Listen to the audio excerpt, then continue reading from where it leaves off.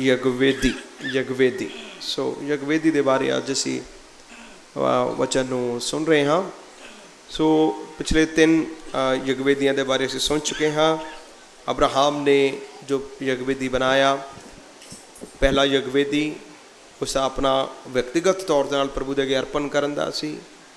ਦੂਸਰਾ ਯਗਵੇਦੀ ਪਰਿਵਾਰ ਦੇ ਲਈ, ਪਰਿਵਾਰਿਕ ਔਰ ਪਵਿੱਤਰਤਾਈ ਦੇ ਲਈ ਸੀ। ਤੀਸਰਾ ਅਸੀਂ ਸੁਣਿਆ ਸੀ ਦੀ ਆਲਟਰ ਆਫ ਵਰਸ਼ਿਪ, ਆਰਾਧਨਾ ਦਾ ਯਗਵੇਦੀ। ਸੋ ਪਰਮੇਸ਼ਰ ਅਬਰਾਹਮ ਨੂੰ ਆਰਾਧਨਾ ਕਦੋਂ ਕਰਨਾ, ਕਿਸ ਰੀਤੀ ਨਾਲ ਕਰਨਾ, ਕਿਹੜੀਆਂ ਚੀਜ਼ਾਂ ਨੂੰ ਲੈ ਕੇ ਜਾਣਾ, ਕਿਹੜੀ ਚੀਜ਼ ਨੂੰ ਛੱਡਣਾ, ਉਹ ਸਭ ਕੁਝ ਖੁਦਾ ਉਸਨੂੰ ਸਿਖਾ ਰਿਹਾ ਸੀ। ਸੋ ਅੱਜ ਅਸੀਂ ਅਗਲਾ ਦੇਖਾਂਗੇ। ਅਬਰਾਹਮ ਦੇ ਬਾਰੇ ਬਾਅਦ 'ਚੋਂ ਆਵਾਂਗੇ, ਲੇਕਿਨ ਅੱਜ ਮੈਂ ਸੋਚਿਆ ਕਿ ਇਸ ਨੂੰ ਅਸੀਂ ਸੁਣੀਏ। ਉਹ ਹੈ ਯਾਕੂਬ ਨੇ ਜੋ ਯਗਵੇਦੀ ਨੂੰ ਬਣਾਇਆ। ਜੈਨੇਸਿਸ ਉਤਪੱਤੀ ਦੀ ਕਿਤਾਬ 35 ਬਾਬ 1 ਤੋਂ ਲੈ ਕੇ 7 ਆਇਤ ਤੱਕ ਅਸੀਂ ਪੜ੍ਹਾਂਗੇ। The book of Genesis 35 from verses 1 to 7। ਉਤਪੱਤੀ ਦੀ ਕਿਤਾਬ 35 ਬਾਬ 1 ਤੋਂ ਲੈ ਕੇ 7 ਆਇਤ ਤੱਕ। ਕੋਈ ਉੱਚੀ ਆਵਾਜ਼ ਨਾਲ ਪੜ੍ਹੋ। ਤਾਂ ਪਰਮੇਸ਼ਰ ਨੇ ਯਾਕੂਬ ਨੂੰ ਆਖਿਆ, ਉੱਠ ਅਤੇ ਬੈਤੇਲ ਨੂੰ ਤਾਹਾਂ ਜਾ ਅਤੇ ਉੱਥੇ ਟਿਕ ਅਤੇ ਉੱਥੇ ਪਰਮੇਸ਼ਰ ਲਈ ਜਿਸ ਤੈਨੂੰ ਉਸ ਵੇਲੇ ਵਿਖਾਲੀ ਦਿੱਤੀ ਸੀ ਜਦ ਤੂੰ ਆਪਣੇ ਭਰਾ ਏਸਾਓ ਕੋਲੋਂ ਭੱਜਾ ਸੀ, ਇੱਕ ਜਗਵੇਦੀ ਬਣਾ। ਤਾਂ ਯਾਕੂਬ ਨੇ ਆਪਣੇ ਘਰਾਨੇ ਅਤੇ ਆਪਣੇ ਨਾਲ ਦੇ ਸਾਰੇ ਲੋਕਾਂ ਨੂੰ ਆਖਿਆ, ਤੁਸੀਂ ਪਰਾਏ ਦੇਵਤਿਆਂ ਨੂੰ ਜਿਹੜੇ ਤੁਹਾਡੇ ਵਿੱਚ ਹਨ ਬਾਹਰ ਸੁੱਟ ਦਿਓ ਅਤੇ ਪਵਿੱਤਰ ਹੋਵੋ ਅਤੇ ਆਪਣੇ ਵਸਤਰ ਬਦਲ ਲਓ ਅਤੇ ਅਸੀਂ ਉੱਠ ਕੇ ਬੈਤੇਲ ਨੂੰ ਚੜੀਏ ਅਤੇ ਉੱਥੇ ਮੈਂ ਇੱਕ ਜਗਵੇਦੀ ਪਰਮੇਸ਼ਰ ਲਈ ਬਣਾਵਾਂਗਾ ਜਿਸ ਮੇਰੀ ਬਿਪਤਾ ਦੇ ਦਿਨ ਉੱਤਰ ਦਿੱਤਾ ਅਤੇ ਜਿਸ ਰਸਤੇ 'ਤੇ ਮੈਂ ਚੱਲਦਾ ਸਾਂ ਮੇਰੇ ਨਾਲ ਰਿਹਾ। ਤਾਂ ਉਹਨਾਂ ਸਾਰੇ ਪਰਾਏ ਦੇਵਤੇ ਜਿਹੜੇ ਉਹਨਾਂ ਦੇ ਹੱਥਾਂ ਵਿੱਚ ਸਨ ਅਤੇ ਕੰਨਾਂ ਦੇ ਮੁੰਦਰੇ ਯਾਕੂਬ ਨੂੰ ਦੇ ਦਿੱਤੇ। ਤਾਂ ਯਾਕੂਬ ਨੇ ਉਹਨਾਂ ਨੂੰ ਬਲੂਤ ਦੇ ਰੁੱਖ ਹੇਠ ਜਿਹੜਾ ਸ਼ਕੇਮ ਦੇ ਨੇੜੇ ਸੀ ਲੁਕਾ ਦਿੱਤਾ। ਤਾਂ ਉਹ ਤੁਰ ਪਏ ਅਤੇ ਉਹਨਾਂ ਦੇ ਆਲੇ ਦੁਆਲੇ ਦੇ ਨਗਰਾਂ ਉੱਤੇ ਪਰਮੇਸ਼ਰ ਦਾ ਡਰ ਪੈ ਗਿਆ। ਸੋ ਉਹਨਾਂ ਨੇ ਯਾਕੂਬ ਦੇ ਪੁੱਤਰਾਂ ਦਾ ਪਿੱਛਾ ਨਾ ਕੀਤਾ। ਯਾਕੂਬ ਅਤੇ ਉਸ ਦੇ ਨਾਲ ਦੇ ਸਾਰੇ ਲੋਕ ਲੂਜ ਵਿੱਚ ਆਏ, ਜਿਹੜਾ ਕਨਾਨ ਦੇ ਦੇਸ਼ ਵਿੱਚ ਹੈ, ਇਹੋ ਹੀ ਬੈਤੇਲ ਹੈ। ਤਾਂ ਉਸਨੇ ਉੱਥੇ ਇੱਕ ਜਗਵੇਦੀ ਬਣਾਈ ਅਤੇ ਉਸ ਥਾਂ ਦਾ ਨਾਮ ਐਲ ਬੈਤੇਲ ਸੱਦਿਆ, ਕਿਉਂ ਜੋ ਉੱਥੇ ਪਰਮੇਸ਼ਰ ਨੇ ਉਹਨੂੰ ਦਰਸ਼ਨ ਦਿੱਤਾ ਸੀ ਜਦ ਉਹ ਆਪਣੇ ਭਰਾ ਦੇ ਅੱਗਿਓਂ ਨੱਠਾ ਸੀ। ਆਮੀਨ, ਹਾਲੇਲੂਇਆ। ਅੱਜ ਅਸੀਂ ਦੇਖਾਂਗੇ ਕਿ ਅਸੀਂ ਵਾਪਸ ਬੈਤੇਲ ਦੇ ਵੱਲ ਜਾਣਾ, ਵਾਪਸ ਖੁਦਾ ਦੇ ਘਰ ਦੇ ਵੱਲ ਆਉਣਾ। ਇਹ ਰੋਜ਼ਾ ਔਰ ਪ੍ਰਾਰਥਨਾ ਕਿਹਦੇ ਵਾਸਤੇ ਹੈ? ਇਹ ਰੋਜ਼ਾ ਔਰ ਪ੍ਰਾਰਥਨਾ ਇਸ ਵਾਸਤੇ ਹੈ ਤਾਂ ਕਿ ਅਸੀਂ ਆਪਣੀ ਕਮੀਆਂ ਨੂੰ, ਕਟੀਆਂ ਨੂੰ ਪ੍ਰਭੂ ਦੇ ਅੱਗੇ ਰੱਖ ਸਕੀਏ। ਜਿਸ ਤਰ੍ਹਾਂ ਉਸ ਦਿਨ ਪਾਸਟਰ ਏਬੀ ਸ਼ਮੂਏਲ ਨੇ ਬੁੱਧਵਾਰ ਨੂੰ ਪਹਿਲੇ ਸਤਰ ਦੇ ਵਿੱਚ ਇਸ ਪ੍ਰਕਾਰ ਨਾਲ ਕਿਹਾ ਕਿ ਕਿਹਦੇ ਉੱਤੇ ਖੁਦਾ ਦੀ ਦਇਆ ਹੁੰਦੀ ਹੈ? ਦਇਆ ਉਹਦੇ ਉੱਤੇ ਹੁੰਦੀ ਹੈ ਜੋ ਆਪਣੇ ਪਾਪ ਨੂੰ ਮੰਨ ਕੇ ਉਸ ਨੂੰ ਛੱਡ ਦਿੰਦਾ। ਜੋ ਪਾਪ ਨੂੰ ਮੰਨ ਕੇ ਛੱਡ ਦਿੰਦਾ, ਉਸ ਉੱਤੇ ਖੁਦਾ ਦੀ ਕੀ ਹੁੰਦੀ ਹੈ? ਸੋ ਕਿਰਪਾ ਕਰਕੇ ਉਹ ਜਿਹੜੇ ਗਲਾਸ ਧੋ ਰਹੇ ਨੇ, ਸ਼ੋਰ ਨਹੀਂ ਕਰਨਾ, ਤੁਹਾਡੀ ਆਵਾਜ਼ ਇੱਧਰ ਤੱਕ ਆਉਂਦੀ ਹੈ। ਸੋ ਆਰਾਮ ਦੇ ਨਾਲ ਤੁਸੀਂ ਜੋ ਸੇਵਾ ਕਰਨੀ ਆਰਾਮ ਦੇ ਨਾਲ ਕਰਨਾ, ਠੀਕ ਹੈ? ਆਰਾਮ ਦੇ ਨਾਲ ਸੇਵਾ ਕਰਨਾ। ਬੱਚੇ ਸ਼ੋਰ ਕਰਨ, ਚਰਚ ਦੇ ਅੰਦਰ ਲੈ ਜਾਓ, ਉਹ ਛੋਟਾ ਹਾਲ ਹੈ, ਉੱਥੇ ਜਾ ਕੇ ਤੁਸੀਂ ਬਿਠਾ ਸਕਦੇ ਹੋ। ਬੈਤੇਲ ਦੇ ਵੱਲ ਵਾਪਸ ਜਾਣਾ, ਉਹਦੇ ਬਾਰੇ ਅੱਜ ਅਸੀਂ ਬੱਚੇ ਨੂੰ ਦੇਖਾਂਗੇ। ਬੈਤੇਲ, ਪਰਮੇਸ਼ਰ ਦੇ ਘਰ ਦੇ ਵੱਲ ਵਾਪਸ ਆਣਾ। ਇਹ ਕਹਾਣੀ ਹੈ ਯਾਕੂਬ ਦੀ। ਯਾਕੂਬ ਇੱਕ ਐਸੇ ਘਰ ਦੇ ਵਿੱਚ ਉਹਦਾ ਜਨਮ, ਉਸਦਾ ਪਰਵਰਿਸ਼ ਹੋਇਆ। ਜੇਕਬ ਵਾਸ ਰੇਜ਼ਡ ਇਨ ਅ ਹੋਮ ਵੇਅਰ ਦੇ ਨਿਊ ਗॉड। ਯਾਕੂਬ ਇੱਕ ਐਸੇ ਘਰ ਦੇ ਵਿੱਚ ਪੈਦਾ ਹੋਇਆ, ਪਰਵਰਿਸ਼ ਹੋਈ ਜਿੱਥੇ ਉਹ ਪਰਮੇਸ਼ਰ ਨੂੰ ਜਾਣਦੇ ਸਨ। ਇੱਕ ਅਣਜਾਣ ਜਗ੍ਹਾ ਦੇ ਵਿੱਚ, ਇੱਕ ਅਣਜਾਣ ਘਰ ਦੇ ਵਿੱਚ ਉਸਦੀ ਪਰਵਰਿਸ਼ ਨਹੀਂ ਹੋਈ। He was brought up in a home where they knew God। ਇੱਕ ਐਸੇ ਘਰ ਦੇ ਵਿੱਚ ਉਸਦਾ ਜਨਮ, ਉਸਦੀ ਪਰਵਰਿਸ਼, ਉਸਦਾ ਪਾਲਣ ਪੋਸ਼ਣ, ਉਸਦੇ ਭਰਾ, ਉਸਦੇ ਪਰਿਵਾਰ, ਸਭ ਲੋਕ ਖੁਦਾ ਨੂੰ ਜਾਣਦੇ ਸਨ। ਲੇਕਿਨ ਖੁਦਾ ਨੂੰ ਜਾਣਦੇ ਹੋਏ ਵੀ ਸਮੇਂ ਆਉਣ ਦੇ ਵਿੱਚ ਬਹੁਤ ਵਾਰੀ ਉਸਦੇ ਜੀਵਨ ਦੇ ਵਿੱਚ ਗੜਬੜੀਆਂ ਹੋਈਆਂ। ਉਸ ਦੇ ਬਾਰੇ ਵੀ ਮੈਂ ਥੋੜ੍ਹਾ ਜਿਹਾ ਤੁਹਾਨੂੰ ਬੈਕਗਰਾਊਂਡ ਤੁਹਾਨੂੰ ਜ਼ਰੂਰ ਦਿਖਾਵਾਂਗਾ। ਇੱਥੇ ਲਿਖਿਆ, God said to Jacob, परमेश्वर ने याकूब ਨੂੰ ਕਿਹਾ उठो और किधर ਨੂੰ ਜਾਣਾ ਬੈਤੇਲ ਨੂੰ ਜਾ ਬੈਤੇਲ ਨੂੰ ਜਾਣਾ और उस जगह ਦੇ ਵਿੱਚ ਰਹਿਣਾ arise go up to Bethel and dwell there उस जगह 'ਚ ਜਾ ਕੇ ਇੱਕ ਯਗਵੇਦੀ ਨੂੰ ਬਣਾਣਾ ਉਸ ਪਰਮੇਸ਼ਰ ਦੇ ਲਈ ਬਣਾਣਾ ਜਿਹੜਾ ਤੈਨੂੰ ਉਸ ਵੇਲੇ ਪ੍ਰਗਟ ਹੋਇਆ ਜਦ ਤੂੰ ਆਪਣੇ ਭਰਾ ਇਸਾਵ ਤੋਂ ਕੀ ਕਰ ਰਿਹਾ ਸੀ ਭੱਜਿਆ ਸੀ ਆਈਏ ਅਸੀਂ ਇਸ ਦਾ ਬੈਕਗ੍ਰਾਉਂਡ ਪੜਨ ਦੇ ਲਈ ਉਤਪਤੀ 28 ਬਾਬ ਦੇ ਵੱਲ ਜਾਵਾਂਗੇ ਜੈਨੇਸਿਸ 28 ਉਤਪਤੀ 28 ਬਾਬ ਜੈਨੇਸਿਸ 28 ਉਤਪਤੀ 28 और ਤੁਸੀਂ ਪੜੋ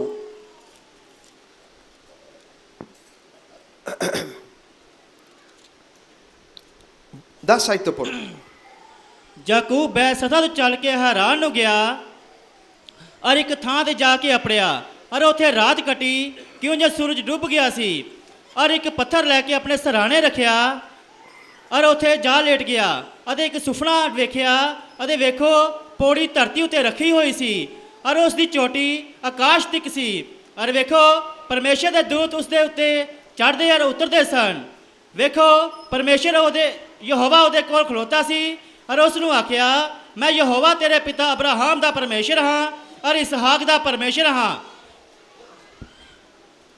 ਜਿਸ ਧਰਤੀ ਉਤੇ ਤੂੰ ਪਿਆ ਹੈ ਮੈਂ ਤੈਨੂੰ ਔਰ ਤੇਰੀ ਅੰਸ਼ ਨੂੰ ਦਿਆਂਗਾ ਔਰ ਤੇਰੀ ਅੰਸ਼ ਧਰਤੀ ਦੀ ਧੂੜ ਵਾਂਗਰ ਹੋਵੇਗੀ ਔਰ ਤੂੰ ਲੈਂਦੇ ਔਰ ਚੜ੍ਹਦੇ ਔਰ ਉੱਤਰ ਔਰ ਦੱਖਣ ਵੱਲ ਫੁੱਟ ਨਿਕਲੇਗਾ ਅਤੇ ਇੱਥੋਂ ਔਰ ਤੇਰੀ ਅੰਸ਼ ਤੋਂ ਧਰਤੀ ਦੇ ਸਾਰੇ ਟੱਬਰ ਬਰਕਤ ਪਾਉਣਗੇ ਵੇਖ ਮੈਂ ਤੇਰੇ ਅੰਗ ਸੰਗ ਹਾਂ ਜਿੱਥੇ ਕਿਤੇ ਤੂੰ ਜਾਵੇਂਗਾ ਮੈਂ ਤੇਰੀ ਰਾਖੀ ਕਰਾਂਗਾ ਅਤੇ ਤੈਨੂੰ ਫਿਰ ਇਸ ਦੇਸ਼ ਵਿੱਚ ਲੈ ਕੇ ਆਵਾਂਗਾ ਔਰ ਜਿੰਨਾ ਚਿਰ ਤੱਕ ਤੇਰੇ ਨਾਲ ਆਪਣਾ ਬੋਲ ਪੂਰਾ ਕਰ ਨਾ ਲਵਾਂ ਤੈਨੂੰ ਨਹੀਂ ਵਿਸਾਰਾਂਗਾ ਫਿਰ ਯਾਕੂਬ ਆਪਣੀ ਨੀਂਦਰ ਤੋਂ ਜਾਗਿਆ ਔਰ ਆਖਿਆ ਸੱਚਮੁੱਚ ਯਹੋਵਾ ਇਸ ਥਾਂ ਦੇ ਵਿੱਚ ਹੈ ਪਰ ਮੈਂ ਨਾ ਜਾਣਿਆ ਅਤੇ ਉਸਨੇ ਪੈ ਖਾ ਕੇ ਆਖਿਆ ਇਹ ਸਥਾਨ ਕਿੱਡਾ ਹੀ ਭਿਆਨਕ ਹੈ ਪਰਮੇਸ਼ਰ ਦੇ ਘਰ ਦੇ ਬਿਨਾ ਇਹ ਹੋਰ ਸਥਾਨ ਨਹੀਂ ਹੋ ਸਕਦਾ ਸਗੋਂ ਇਹ ਤਾਂ ਆਕਾਸ਼ ਦੀ ਡਿਓੜੀ ਹੈ ਯਾਕੂਬ ਸਵੇਰੇ ਹੀ ਉੱਠਿਆ ਔਰ ਉਸ ਪੱਥਰ ਨੂੰ ਲੈ ਕੇ ਜਿਹੜਾ ਉਸ ਦੇ ਸਰਾਣੇ ਲਈ ਰੱਖਿਆ ਹੋਇਆ ਸੀ ਥੰਮ ਲਈ ਖੜਾ ਕੀਤਾ ਔਰ ਉਸ ਉੱਤੇ ਤੇਲ ਡੋਲਿਆ ਉਸਨੇ ਉਸ ਸਥਾਨ ਦਾ ਨਾਮ ਬੈਤੇਲ ਰੱਖਿਆ ਪਰ ਪਹਿਲਾਂ ਉਸ ਨਗਰ ਦਾ ਨਾਮ ਲੂਜ਼ ਹੈ ਸੀ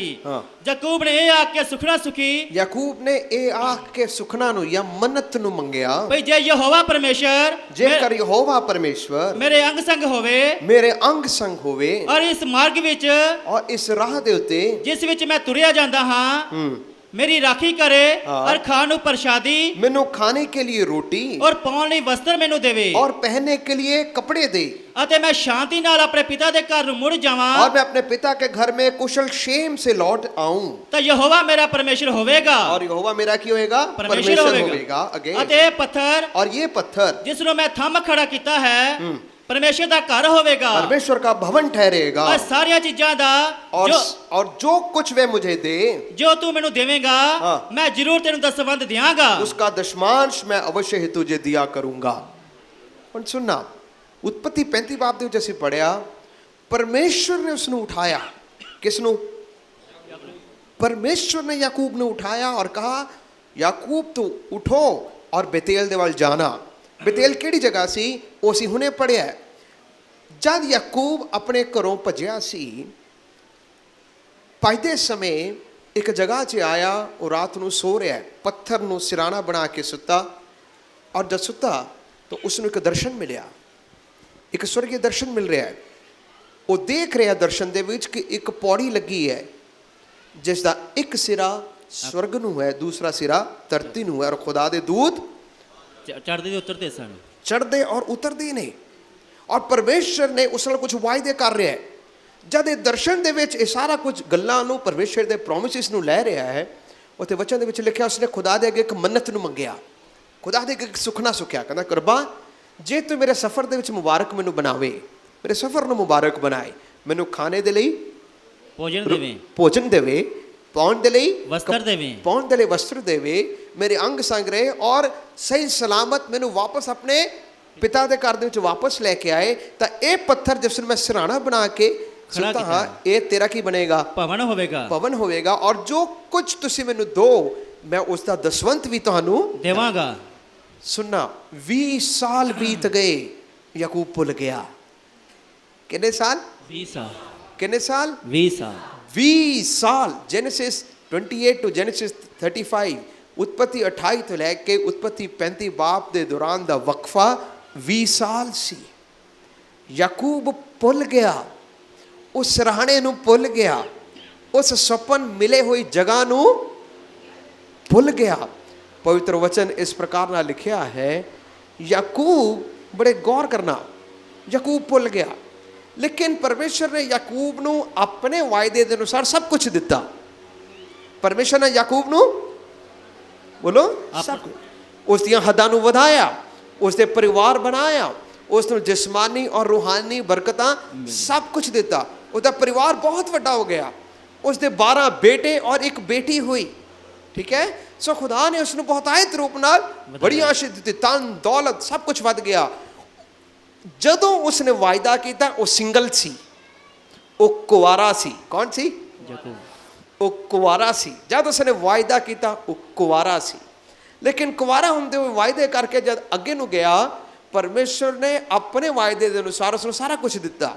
ਉਸ ਦਾ ਪਰਿਵਾਰ ਵਧਿਆ, ਉਹ ਆਪਣੇ ਮਾਮਾ ਸਹੁਰੇ ਦੇ ਘਰ ਦੇ ਵਿੱਚ ਗਿਆ, ਉਸ ਜਗ੍ਹਾ 'ਚ ਉਸਨੇ ਬਰਕਤਾਂ ਨੂੰ ਲੈਣਾ ਸੀ, ਖੁਦਾ ਨੇ ਉਸਨੂੰ ਆਸ਼ੀਸ਼ ਦੇਣਾ ਸੀ। ਉਹ ਕਹਾਣੀ ਬੜੀ ਇੰਟਰਸਟਿੰਗ ਹੈ। ਔਰ ਕਈ ਵਾਰੀ ਮੈਂ ਐਸਾ ਵੀ ਸੋਚਦਾ ਹਾਂ, ਅੱਜ ਵੀ ਬਹੁਤ ਸਾਰੇ ਲੋਕਾਂ ਦੇ ਅੰਦਰ ਯਾਕੂਬ ਦਾ ਖੂਨ ਰਗੋ ਰਗ ਵਗਦਾ ਹੈ। ਯਾਕੂਬ ਦਾ ਖੂਨ ਰਗੋ ਰਗ। ਐਗਜ਼ਾਮਪਲ, ਯਾਕੂਬ ਦੇ ਨਾਮ ਦਾ ਮਤਲਬ ਕੀ ਸੀ?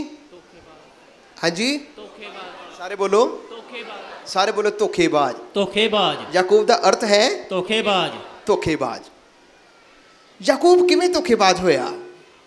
ਕਿ ਯਾਕੂਬ ਪਹਿਲਾ ਬੰਦਾ ਸੀ ਜਿਸ ਨੇ ਧੋਖਾ ਦਿੱਤਾ ਸੀ? ਨੋ, ਨਹੀਂ। ਯਾਕੂਬ ਦੀ ਮਾਤਾ ਦਾ ਕੀ ਨਾਮ ਸੀ? ਯਾਕੂਬ ਦੀ ਮਾਂ ਦਾ ਕੀ ਨਾਮ ਸੀ? ਰਿਬੇਕਾ। ਬੋਲੋ, ਰਿਬੇਕਾ। ਵਚਨ 'ਚ ਲਿਖਿਆ, ਇੱਕ ਘਰ 'ਚ 2 ਬੱਚੇ ਸਨ, ਏਸਾਵ ਔਰ ਯਾਕੂਬ। ਸੁਣਨਾ ਹੈ, ਧਿਆਨ ਨਾਲ ਸੁਣਨਾ। 2 ਬੇਟੇ ਸਨ। ਬਾਪ ਵੱਡੇ ਦੇ ਨਾਲ ਪਿਆਰ ਕਰਦਾ ਸੀ ਔਰ ਮਾਂ ਛੋਟੇ, ਔਰ ਬਾਪ ਵੱਡੇ ਨਾਲ। ਐਸਾ ਕਦੀ ਕਰਨਾ ਨਹੀਂ ਚਾਹੀਦਾ ਹੈ। ਪਾਰਸ਼ੈਲਿਟੀ, ਪੱਖਪਾਤ ਕਦੀ ਵੀ, ਬੋਲੋ। ਔਰ ਮੈਨੂੰ ਪਤਾ ਵੀ ਹੈ ਮਾਂ ਪਿਓ ਕਦੀ ਵੀ ਆਪਣੇ ਬੱਚਿਆਂ ਦੇ ਨਾਲ ਪੱਖਪਾਤ ਕਰਦੇ ਨੇ। ਕੁਆਰਿਆਂ ਨੂੰ ਕੀ ਪਤਾ, ਮਾਂ ਪਿਓ ਕਦੀ ਵੀ ਆਪਣੇ ਬੱਚਿਆਂ ਦੇ ਨਾਲ ਪੱਖਪਾਤ ਨਹੀਂ ਕਰਦੇ। ਦੁਨੀਆ 100 ਗੱਲਾਂ ਬੋਲਦੇ ਰਹਿਣ, ਮਾਂ ਪਿਓ ਨੂੰ ਪਤਾ ਕਿ ਮਾਂ ਪਿਓ ਕਦੀ ਵੀ ਆਪਣੇ ਬੱਚਿਆਂ ਦੇ ਨਾਲ ਕਦੀ ਵੀ ਪੱਖਪਾਤ ਨਹੀਂ ਕਰਦੇ। ਭਾਵੇਂ ਉਹ ਬੇਟਾ ਹੈ, ਭਾਵੇਂ ਉਹ ਬੇਟੀ ਹੈ, ਮਾਂ ਪਿਓ ਦੇ ਨਜ਼ਰਾਂ ਦੇ ਵਿੱਚ ਸਾਰੇ ਬਰਾਬਰ ਹੈ। ਸਾਰੇ ਕੀ ਹੁੰਦੇ ਨੇ? ਬਰਾਬਰ। ਲੇਕਿਨ ਕਹਾਣੀ ਇਸ ਪ੍ਰਕਾਰ ਨਾਲ ਹੈ, ਯਾਕੂਬ ਨੂੰ ਪ੍ਰਿਯ ਪਿਆਰ ਕਰਨ ਵਾਲੀ ਜ਼ਿਆਦਾ ਮਾਂ ਸੀ ਔਰ ਏਸਾਵ ਨੂੰ ਜ਼ਿਆਦਾ ਕੌਣ ਪਿਆਰ ਕਰਦਾ ਸੀ? ਬਾਪ ਸੀ। ਅੱਛਾ, ਕਹਾਣੀ ਇਸ ਪ੍ਰਕਾਰ ਨਾਲ ਹੈ, ਯਾਕੂਬ ਨੂੰ ਇਸ ਔਰ ਵੱਡੇ ਬੇਟੇ ਨੂੰ ਬਾਪ ਬਰਕਤ ਦੇਣ ਦਾ ਟਾਈਮ ਆ ਗਿਆ। ਮਾਂ ਨੇ ਦੇਖਿਆ ਬਾਪ ਵੱਡੇ ਨੂੰ ਜ਼ਿਆਦਾ ਪਿਆਰ ਕਰਦਾ ਹੈ, ਸਾਰੀਆਂ ਬਰਕਤਾਂ ਛੋਟੇ ਦੇ ਵੀ ਆ ਕਿਸ ਨੂੰ ਮਿਲ ਜਾਣਗੀਆਂ? ਵੱਡੇ ਨੂੰ। ਸੋ ਮਾਂ ਨੇ ਇੱਕ ਪਲੈਨਿੰਗ ਬਣਾਈ। ਪਲੈਨਿੰਗ ਚੱਲ ਰਹੀ ਹੈ, ਯੋਜਨਾ ਬਣਾ ਰਹੀ ਹੈ, ਇੱਕ ਚਲਾਕੀ ਚਲਾਈ। ਕਹਾਣੀ ਸ਼ਾਰਟ 'ਚ ਕਰ ਰਿਹਾ। ਮਾਂ ਨੇ ਛੋਟੇ ਦੇ ਮਨ ਦੇ ਅੰਦਰ ਕੁਝ ਗੱਲਾਂ ਪਾਈਆਂ। ਉਸ ਨੂੰ ਵੱਡੇ ਬੇਟੇ ਵਰਗਾ ਰੋਮ, ਉਸ ਨੂੰ ਕੱਪੜੇ ਵੀ ਪਹਿਨਾਤੇ, ਖਾਣਾ ਵੀ ਪਕਾ ਕੇ ਬਾਪ ਦੇ ਹੱਥ ਵਿੱਚ ਭੇਜ ਦਿੱਤਾ। ਇਹ ਕੌਣ ਕਰ ਰਿਹਾ? ਸਭ ਮਾਂ ਕਰ ਰਹੀ। ਠੀਕ ਹੈ, ਸਾਰਾ ਕੁਝ ਬਣੂ ਕੇ ਬਰਕਤਾਂ ਵੀ ਸਾਰੀਆਂ ਛੋਟੇ ਨੂੰ ਦਵਾ ਦਿੱਤੀਆਂ। ਔਰ ਉਸਨੇ ਕਿਹਾ, ਜਦ ਬਾਪ ਤੈਨੂੰ ਪੁੱਛੇ ਕਿ ਤੂੰ ਕੌਣ ਹੈ, ਤੂੰ ਕਹਿਣਾ ਮੈਂ ਕੌਣ ਹਾਂ? ਮੈਂ ਕੌਣ ਹਾਂ? ਮੈਂ ਜਾਂ ਏਸਾਵ ਹਾਂ। ਸੋ ਉਸ ਜਗ੍ਹਾ ਦੇ ਵਿੱਚ ਮਾਂ ਉਸ ਨੂੰ ਧੋਖਾ ਕਰਨਾ ਸਿਖਾ ਰਹੀ ਹੈ। ਕੌਣ ਸਿਖਾ ਰਿਹਾ ਹੈ? ਮਾਂ। ਛੋਟੇ ਨੇ ਨਹੀਂ ਕਿਹਾ, ਯਾਕੂਬ ਨੇ ਬਿਲਕੁਲ ਵੀ ਨਹੀਂ ਕਿਹਾ ਕਿ ਮੈਨੂੰ ਉਹਦੀ ਵੀ ਬਰਕਤਾਂ ਦਿਓ। ਕੌਣ ਕਹਿ ਰਿਹਾ ਸੀ? ਮਾਂ। ਅੱਛਾ ਜੀ। ਸੋ ਰਿਬੇਕਾ ਕੌਣ ਹੋਈ? ਮਾਂ। ਧੋਖੇਬਾਜ਼। ਇਹ ਵਾਲੀ ਨਹੀਂ, ਇਹ ਵਾਲੀ ਨਹੀਂ। ਰਿਬੇਕਾ ਜੋ ਬਾਈਬਲ ਦੇ ਵਿੱਚ ਹੈ ਉਹ ਕੌਣ ਬਣੀ? ਧੋਖੇਬਾਜ਼। ਉਹ ਧੋਖੇਬਾਜ਼ ਬਣੀ। ਨਾਓ ਲਿਸਨ, ਮਾਂ ਨੇ ਕਿਹਾ, ਬੇਟੇ ਬਰਕਤਾਂ ਤਾਂ ਲੈ ਲਿਆ, ਹੁਣ ਫਟਾਫਟ ਭੱਜ ਕਿੱਧਰ ਨੂੰ ਜਾਣਾ? ਪਿਤਾ ਕੋਲ। ਮਾਮੇ ਕੋਲ ਭੱਜ ਜਾ, ਮਾਮੇ ਕੋਲ ਭੱਜ ਜਾ, ਉਧਰ ਚਲਾ ਜਾ। ਖੈਰ ਉਹ ਮਾਮੇ ਕੋਲ ਚਲਾ ਗਿਆ। ਮਾਮਾ ਬਾਅਦ ਵਿੱਚ ਇਸ ਦਾ ਰਿਸ਼ਤੇਦਾਰ ਬਣ ਗਿਆ ਉਧਰ ਉਸਦੀ ਸ਼ਾਦੀ ਹੋਣ ਵਾਲੀ ਹੈ, ਠੀਕ ਹੈ, ਉਹਦੀ ਸ਼ਾਦੀ ਹੋਣ ਵਾਲੀ ਹੈ। ਸੋ ਬਾਈਬਲ ਦੇ ਵਿੱਚ ਲਿਖਿਆ ਯਾਕੂਬ ਜਿਹੜਾ ਸੀ ਉਹ ਰਾਹੇਲ ਦੇ ਨਾਲ ਪਿਆਰ ਕਰਦਾ ਸੀ। ਜਦ ਸ਼ਾਦੀ ਦਾ ਟਾਈਮ ਆ ਗਿਆ, ਬਿਲਕੁਲ ਬਾਪ ਨੇ ਕੀ ਕੀਤਾ, ਲਾਬਾਨ ਜਿਹੜਾ ਮਾਮਾ ਸੀ, ਉਹਦਾ ਸਹੁਰਾ ਬੰਨਾ ਸੀ, ਉਹਨੇ ਕੀ ਕਰ ਦਿੱਤਾ, ਛੋਟੀ ਦੀ ਬਜਾਏ ਵੱਡੀ ਲੇਹਾ ਨੂੰ ਅੱਗੇ ਕਰ ਦਿੱਤਾ। ਸੋ ਉਹਦੇ ਨਾਲ ਵੀ ਕੀ ਹੋ ਗਿਆ, ਧੋਖਾ ਹੋ ਗਿਆ। ਕਿਹਦੇ ਨਾਲ, ਯਾਕੂਬ ਦੇ ਨਾਲ। ਯਾਕੂਬ ਦੇ ਨਾਲ ਵੀ ਕੀ ਹੋ ਗਿਆ। ਖੈਰ ਉਹਨੇ 7 ਸਾਲ ਹੋਰ ਗੁਜ਼ਾਰੇ ਔਰ ਉਹਦੀ ਸ਼ਾਦੀ ਰਾਹੀਲ ਦੇ ਨਾਲ ਹੋਈ।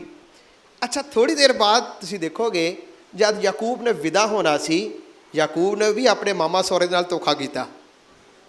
ਉਹਨੇ ਵੀ ਉਹਦੀਆਂ ਭੇਡਾਂ ਬੱਕਰੀਆਂ ਨੂੰ ਉਲਟ ਪੁਲਟ ਕਰਕੇ ਆਪਣਾ ਹਿੱਸਾ ਲੈ ਕੇ ਚਲਾ ਗਿਆ। ਸੋ ਧੋਖੇਬਾਜ਼ ਕੌਣ ਪਹਿਲੇ ਸੀ, ਕਿ ਯਾਕੂਬ ਸੀ, ਉਹਦੀ ਮਾਂ ਸੀ। ਇਹ ਧੋਖੇ ਵਾਲਾ ਖੂਨ ਪਿੱਛੋਂ ਤੁਰਿਆ ਆ ਰਿਹਾ ਸੀ। ਇਹ ਧੋਖੇ ਵਾਲਾ ਖੂਨ। ਅੱਗੇ ਸੁਣੋ, ਯਾਕੂਬ ਦੇ ਕਿੰਨੇ ਬੇਟੇ ਸਨ, ਹੈ ਜੀ 12 ਯੂਸਫ ਨੂੰ ਕਿਹਨੇ ਧੋਖਾ ਦਿੱਤਾ, ਭਰਾਵਾਂ ਨੇ, ਉਸਦੇ ਭਰਾਵਾਂ ਨੇ। ਇਹ ਧੋਖੇ ਵਾਲਾ ਆਦਤ ਗਿਆ ਨਹੀਂ। ਇਹ ਧੋਖੇ ਵਾਲੀ ਆਦਤ ਜਿਹੜਾ ਤੀਸਰੇ ਪੀੜ੍ਹੀ ਤੋਂ ਤੁਰਦਾ ਆਇਆ, ਉਹ ਗਾੜੀ ਫਿਰ ਅੱਗੇ ਤੁਰਦਾ ਹੀ ਰਿਹਾ। ਉਹ ਮੁਬਾਰਕ, ਉਹ ਯੂਸਫ, ਮੁਬਾਰਕ ਸੀ ਯੂਸਫ ਜਿਸ ਨੇ ਇਸ ਗੱਲ ਦਾ ਫੈਸਲਾ ਲਿਆ। ਮੈਂ ਸੋਚਦਾ ਯੂਸਫ ਸੋਚਦਾ ਨਾ ਆਪਣੇ ਮਨ 'ਚ, ਇਹ ਜਿਹੜਾ ਧੋਖੇ ਵਾਲੀ ਜਿਹੜੀ ਆਦਤ ਹੈ, ਇਹ ਤਾਂ ਮੇਰੇ ਪੂਰਵਜਾਂ ਤੋਂ ਤੁਰੀ ਆ ਰਹੀ ਹੈ, ਪਰ ਮੈਂ ਇਹ ਕੰਮ ਨੂੰ ਅੱਗੇ ਨਹੀਂ ਕਰਾਂਗਾ। ਸਮਝ ਰਹੇ ਹੋ, ਸਮਝ ਆਇਆ। ਕਈ ਆਦਤਾਂ, ਕਈ ਸੁਭਾਅ, ਕਈ ਚੀਜ਼ਾਂ ਪਿਛੋਕੜ ਤੋਂ ਤੁਰਿਆ ਆ ਰਿਹਾ ਹੈ, ਪਿਛੋਕੜ ਤੋਂ। ਜੇ ਇੱਕ ਪੀੜ੍ਹੀ ਆਪਣੇ ਜੀਵਨ ਸਾਥੀ ਤੇ ਵਿਸ਼ਵਾਸ ਕਰਨਾ ਬੰਦ ਕਰ ਦੇਵੇ, ਉਹ ਅਗਲੀ ਪੀੜ੍ਹੀ 'ਚ ਵੀ ਉਹੀ ਖੂਨ ਆਏਗਾ, ਫਿਰ ਤੀਸਰੀ ਪੀੜ੍ਹੀ 'ਚ ਵੀ ਉਹੀ ਖੂਨ ਆਏਗਾ। ਜੇ ਇੱਕ ਪਰਿਵਾਰ ਦਾ ਜੀ ਵਿਭਚਾਰੀ ਬਣ ਜਾਏ, ਫਿਰ ਦੂਜਾ ਵੀ ਵਿਭਚਾਰੀ 'ਚ ਆ ਜਾਂਦਾ ਹੈ।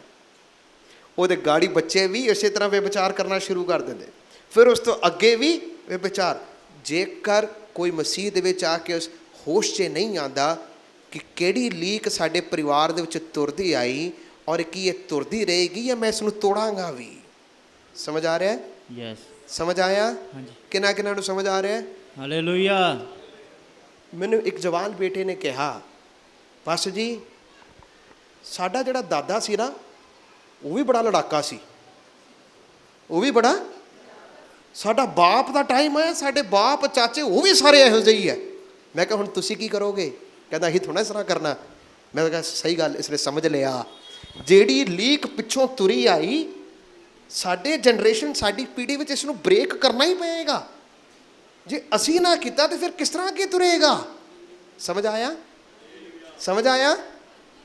ਯੂਸਫ ਐਸਾ ਨਹੀਂ ਸੀ। ਯੂਸਫ ਨੇ ਕਿਹਾ ਜੇ ਮੇਰਾ ਪਿੱਛੋਂ ਦੀ ਇਸ ਤਰ੍ਹਾਂ ਤੁਰਦਾ ਆ ਰਿਹਾ, ਇੱਕ ਪੀੜ੍ਹੀ, ਦੂਸਰੀ ਪੀੜ੍ਹੀ, ਤੀਸਰੀ ਪੀੜ੍ਹੀ ਦੇ ਵਿੱਚ ਵੀ ਇਹੀ ਕੰਮ ਹੋ ਰਿਹਾ ਹੈ, ਇਹ ਸਾਡੀ ਲੀਕ ਕਦੋਂ ਟੁੱਟੇਗੀ। ਇਸੇ ਲਈ ਤਾਂ ਖੁਦਾ ਤੁਹਾਨੂੰ ਅੱਜ ਰੋਜ਼ਿਆਂ 'ਚ ਲੈ ਕੇ ਆਇਆ ਹੈ। ਕਿਹਦੇ ਲਈ ਲੈ ਕੇ ਆਇਆ? ਤਾਂ ਕਿ ਅਸੀਂ ਆਪਣੀ ਕਮੀਆਂ ਨੂੰ ਪ੍ਰਭੂ ਦੇ ਅੱਗੇ ਰੱਖ ਕੇ ਉਸ ਲੀਕ ਨੂੰ ਤੋੜ ਸਕੀਏ। Hallelujah, hallelujah, hallelujah, hallelujah. Hallelujah. ਕਈ ਐਸੇ ਪਰਿਵਾਰਿਕ, ਕਈ ਐਸੇ ਬੰਧਨਾਂ ਦੇ ਵਿੱਚ ਫਸੇ ਲੋਕ ਗਾੜੀ ਅੱਗੇ ਜਾਣੇ ਅਣਜਾਣੇ ਦੇ ਵਿੱਚ, ਤੁਹਾਨੂੰ ਨਹੀਂ ਪਤਾ ਪਰ ਦੁਨੀਆ ਨੂੰ ਪਤਾ ਲੱਗਦਾ ਪਿਆ। ਸਾਨੂੰ ਨਹੀਂ ਸਮਝ ਆ ਰਿਹਾ ਪਰ ਦੁਨੀਆ ਨੂੰ, ਜਿਹੜੇ ਸਾਡੇ ਪਿਛੋਕੜ ਨੂੰ ਜਾਣਦੇ ਉਹ ਕਹਿਣਗੇ ਇਹਦਾ ਉਹ ਵੀ ਇਸ ਤਰ੍ਹਾਂ ਦਾ ਸੀ। ਸਾਨੂੰ ਨਹੀਂ ਪਤਾ ਲੱਗ ਰਿਹਾ। ਸਾਨੂੰ ਬੋਲੋ, ਕਿਉਂ ਚੁੱਪ ਕਰਕੇ ਬੈਠੇ ਹੋ? ਕਈ ਵਾਰੀ ਸਾਨੂੰ ਪਤਾ ਪਰ ਸਾਡੇ ਪਿਛੋਕੜ ਦੇ ਜਾਣਨ ਵਾਲੇ, ਸਾਨੂੰ ਜਾਣਨ ਵਾਲੇ ਕਹਿਣਗੇ ਇਹਦਾ ਉਹ ਵੀ ਇਸ ਤਰ੍ਹਾਂ ਦਾ ਸੀ, ਇਹਦਾ ਉਹ ਵੀ ਇਸ ਤਰ੍ਹਾਂ ਦਾ ਸੀ, ਇਹਦਾ ਇਹ ਵੀ ਇਸ ਤਰ੍ਹਾਂ ਦਾ ਸੀ, ਇਹ ਵੀ ਇਸੇ ਤਰ੍ਹਾਂ ਦਾ ਹੋ ਗਿਆ। Who will break that barrier? ਉਹ ਬੰਧਨ ਕੌਣ ਤੋੜੇਗਾ? ਯੂਸਫ ਦੀ ਪੀੜ੍ਹੀ ਬੰਨਾ। Hallelujah, hallelujah. ਯੂਸਫ ਦੀ ਪੀੜ੍ਹੀ ਬੰਨਾ। ਸੁਣੋ, ਯਾਕੂਬ ਧੋਖਾ ਕਰਕੇ ਗਾਂਹ ਨੂੰ ਤੁਰ ਪਿਆ, ਲੇਕਿਨ ਪਰਮੇਸ਼ਰ ਦਾ ਵਾਅਦਾ ਅਬਰਾਹਮ ਦੇ ਨਾਲ ਸੀ। ਇਹ ਸਭ ਅਬਰਾਹਮ ਦੀ ਸੰਤਾਨ ਹੈ। ਤੀਸਰੀ ਪੀੜ੍ਹੀ ਯਾਕੂਬ ਅਬਰਾਹਮ ਦਾ। ਪਰਮੇਸ਼ਰ ਅਬਰਾਹਾਮ ਨੂੰ ਯਾਦ ਕਰਕੇ ਯਾਕੂਬ ਨੂੰ ਛੱਡਿਆ ਨਹੀਂ। ਅਬਰਾਹਾਮ ਨੂੰ ਯਾਦ ਕਰਕੇ ਯਾਕੂਬ ਨੂੰ ਬੁਲਾ ਰਿਹਾ ਸੀ।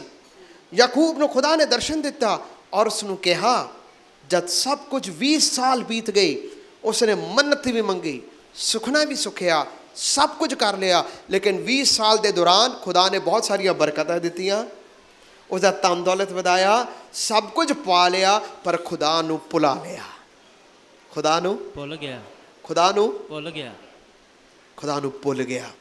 लेकिन परमेश्वर 20 साल बाद उसनू सेकंड चांस दे रहा सी।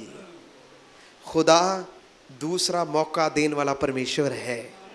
सारे बोलो परमेश्वर ਪਰਮੇਸ਼ਰ दूसरा मौका ਦੂਸਰਾ ਮੌਕਾ देने वाला परमेश्वर है। ਦੇਣ ਵਾਲਾ ਪਰਮੇਸ਼ਰ ਹੈ। Hallelujah hallelujah hallelujah. ਹਾਲੇਲੂਇਆ।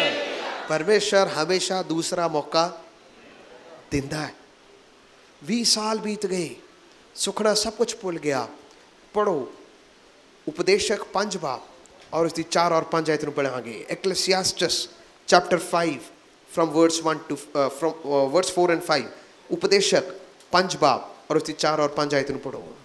ਜਦ ਤੂੰ ਪਰਮੇਸ਼ਰ ਦੇ ਅੱਗੇ ਸੁਖਣਾ ਸੁਖੇ ਹਾਂ। ਤਾਂ ਉਹ ਦੇ ਦੇਣ ਵਿੱਚ ਢਿੱਲ ਨਾ ਲਾ, हाँ, ਕਿਉਂ ਜੋ ਉਹ ਮੂਰਖਾਂ ਨਾਲ ਪ੍ਰਸੰਨ ਨਹੀਂ ਹੁੰਦਾ। लिखा जब तू परमेश्वर दे अगे कोई मन्नत मंगे या सुखना न सुखे, तू उस नू पूरा करन दे विच ਢਿੱਲ ਨਾ ਲਾ, ढिल ना लगाना अगे, ਕਿਉਂ ਜੋ ਉਹ ਮੂਰਖਾਂ ਨਾਲ ਪ੍ਰਸੰਨ ਨਹੀਂ ਹੁੰਦਾ। क्योंकि परमेश्वर मूर्खां दे नाल कदी भी प्रसन्न ਨਹੀਂ ਹੁੰਦਾ। हाँ अगे।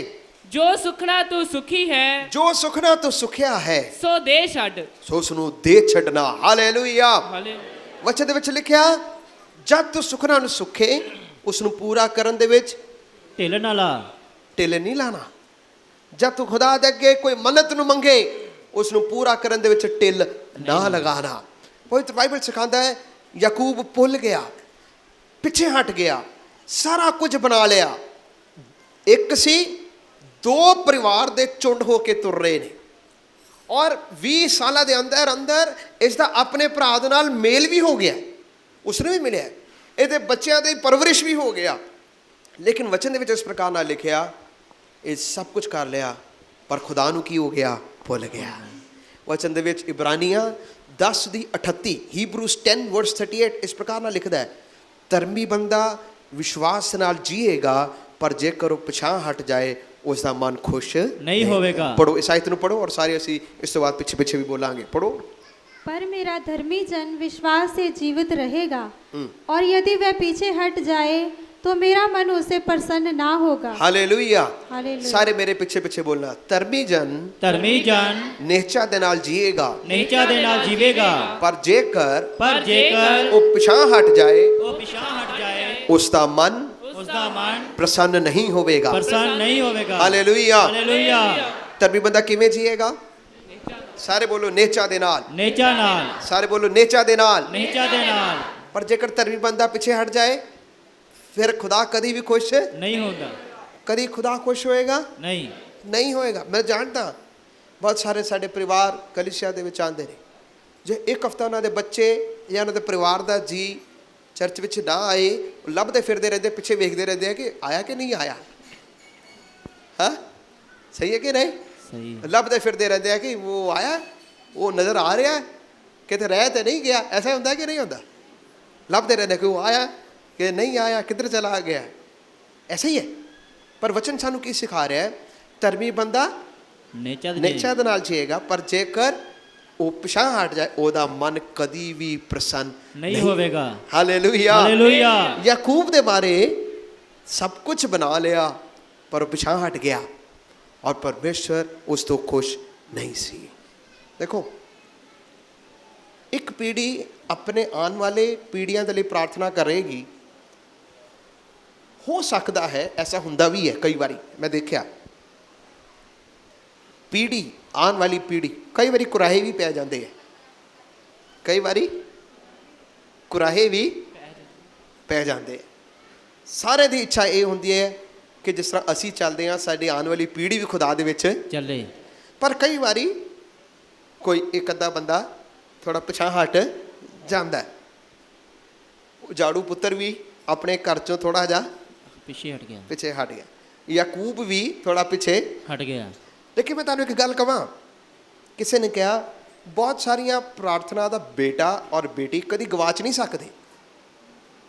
ਹਾਂਜੀ, ਸਾਰੇ ਬੋਲੋ, ਬਹੁਤ ਸਾਰੀ ਪ੍ਰਾਰਥਨਾਵਾਂ ਦਾ ਬੇਟਾ ਬੇਟੀ ਕਦੀ ਵੀ ਗਵਾਚ ਨਹੀਂ ਸਕਦੇ। ਹਾਂਜੀ, ਗਵਾਚ ਨਹੀਂ, ਥੋੜੀ ਦੇਰ ਵਾਸਤੇ ਉਰਾਂ ਪਰਾਂ ਹੋ ਸਕਦੇ ਨੇ, ਥੋੜੀ ਦੇਰ ਵਾਸਤੇ ਥੋੜਾ ਦੂਰ ਹੋ ਸਕਦੇ ਹੈ। ਯਾਕੂਬ ਥੋੜੀ ਦੇਰ ਵਾਸਤੇ ਥੋੜਾ ਦੂਰ ਸੀ, ਕਿੰਨੇ ਸਾਲ ਬਾਅਦ? 20 ਸਾਲ ਥੋੜਾ ਉਰਾਂ ਪਰਾਂ ਸੀ। ਲੇਕਿਨ ਅਬਰਾਹਮ ਨੂੰ ਖੁਦਾ ਨੇ ਯਾਦ ਕਰਕੇ ਉਸ ਨੂੰ ਆਪ ਦਰਸ਼ਨ ਦੇ ਕੇ ਕਿਹਾ, ਯਾਕੂਬ ਉਠੋ ਔਰ ਵਾਪਸ ਬੇਤੇਲ ਦੇ ਵੱਲ ਜਾਣਾ।